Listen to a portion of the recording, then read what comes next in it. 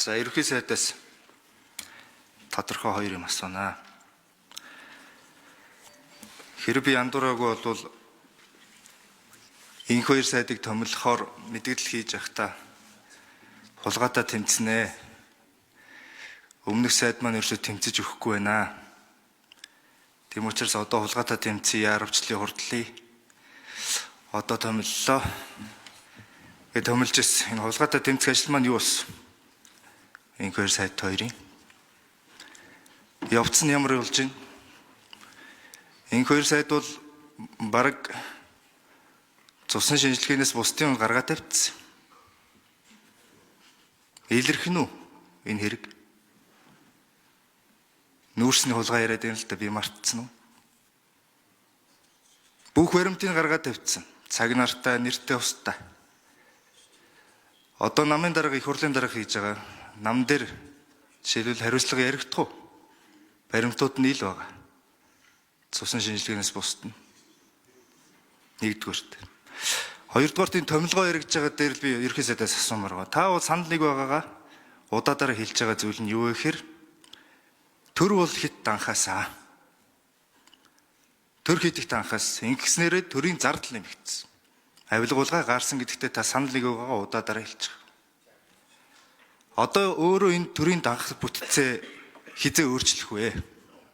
Яаж өөрчлөх вэ? Энэ саналаа оруулж ирэх үү?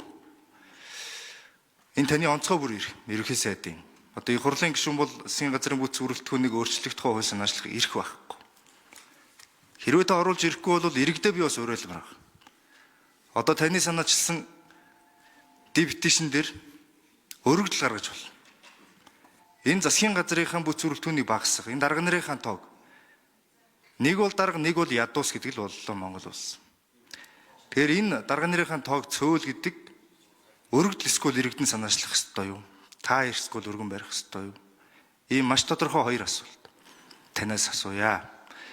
За энэ хоёр сайдаас ч одоо асуух асуулт алга, хэлэх өгч алга.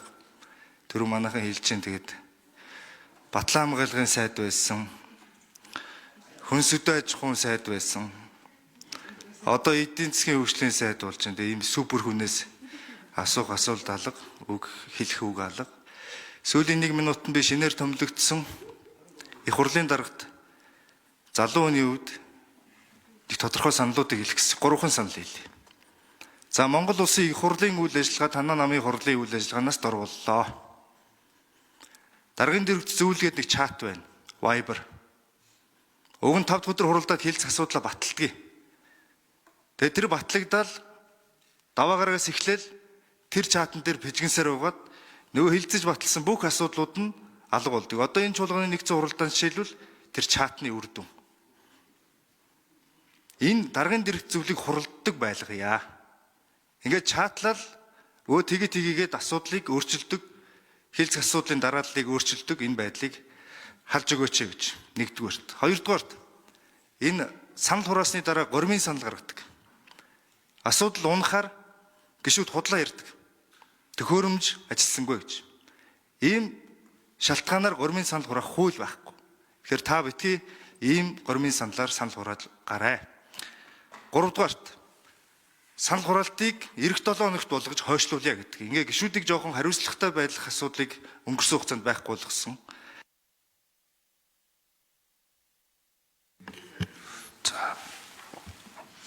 За ерөнхий сайд хариулна.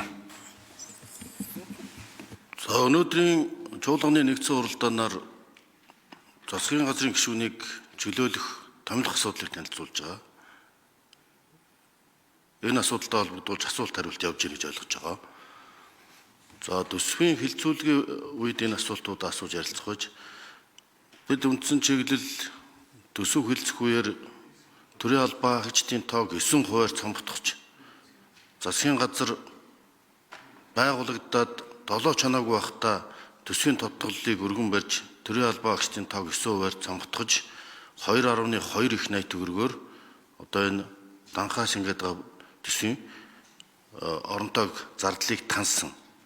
Энэ хүрээнд одоо 6,000 одоо дарга зэрэг ажлын байруудыг цомгтгож За нэлээ одоо олон агентлаг зөвлөл үндэсний хороодыг татан буулгаж багасгасан. Гэвч улсын хурал дээр төсөв хэлцэх үед бол одоо төрийн албан хаагчтай тав хэд цомгтголоо. Андуураагүй бол таа ч гэсэн бас одоо энэ төрийн албанд ер нь тодорхой асуудлуудыг шийдэхэд бас тодорхой саналууд гаргаж ирсэн. Төсвийг та танилцуулж ирсэн. Гэвч энэ ажил одоо үргэлжлэн явж байгаа. Төрийн хэмжээний компаниудын түвшинд явж байна. Нүүр ашиггүй зардлыг танах ажил явж байна. Сая төсвөрч гэсэн бид бас ахаад нэг их найдаар танлаа. Ер нь Монгол улсын бүх төсвийн түүхэн төсөв дандаа тэлжсэн болохоос биш. Төсвийн зардлыг тонсон, оронтойг багасгасан шийдвэр ганц гаргаж байгаа юм бэл. Манай засгийн газар түүхэндээ анхудаа 2.2 их найдаар төсөв таньж данхайсан бүтцийн оронтойг зардлыг хэмнэсэн бодлого хэрэгжүүлсэн. За ингээ өнөөдрийн хэлцэх асуудалтай холбоогүй ч гэсэн ер нь улсын нүрэнд харин төсөвт өөрчлөлт хийж ийн гэдэг энэ нэг тогтцсон засгийн газрын бүс бүрэлдэхүүнийг өөрчлөх бол өөрөө асар их сардалтай байдаг. Нэг яам тамгын газар нэг машин унаатаа ноцолдсон үр дүнгууд эсрэгээр ихээхэн зардал гаргадгийг одоо та сайн мэдж байгаа.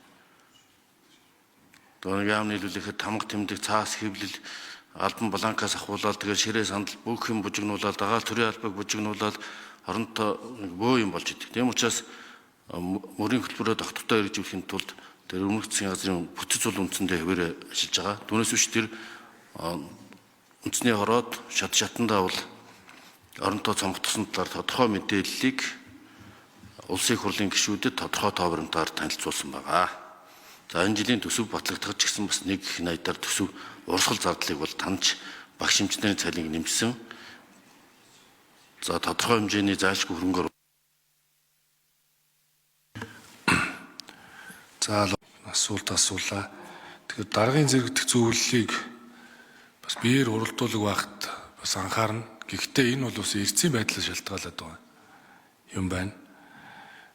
Бас нэг яралтай гормоор засгийн газраас хууль өргөн мэдүүлэх, одоо засгийн газрын гишүүнийг томилох чөлөөлөх асуудал гээд одоо хурдан хугацаанд шийдвэрлэх шаардлагатай асуудлуудыг даргын зөвлөлөөр оруулж хэлцэх асуудалтай нэмэхийг бол цахимаар шийдээд ингээ явдаг юм байна. Ийм жишг. Цаашд бол биеэр уралдаж шийддэг байх буюу ер нь өнгөрсөн 7 хоногийн давтахад хэлцэх асуудлаа баталсан бол бас дараа л өөрчлөгдөхгүй байхад анхаарыг. Гэхдээ нэгэнт тгийнхээ хууль дээр нэг яралтай гормоор хууль оруулахыг нь бас зөвшөөрсөн хуулийн зохицуулалттай учраас бол бид нар тэр хуулиар барьж ажиллана. За санал хураасны дараа горим гаргах асуудал дээр гишүүд өөрсдөө бас анхааралтай байх ёстой. Тэгэхээр нөө бэлтгэл ажлаа хангуулах тэгээд бүртгэлийн эрцүүдийг авч ер нь бэлтгэл ажлыг сайтар хангажээ. За эсвэл одоо магадгүй эх 7 хоног руу шийдэд байгаас илүүтэйгээр 5 дахь өглөө ч юм уу одоо нэгдсэн санал хураалтуудыг нэгдсэн байдлаар зохион байгуулах гэж ер нь дэгийн хуулиа бас бүгдээр нэг ажлын хэсэг гаргаад дахиад ярих нь зөв юм шиг байна шүү. Тэгэхгүй бол одоо дэгийн хуулийн дээр одоо энэ Бадамсүрэн гишүүний нэг хууль яваад байна.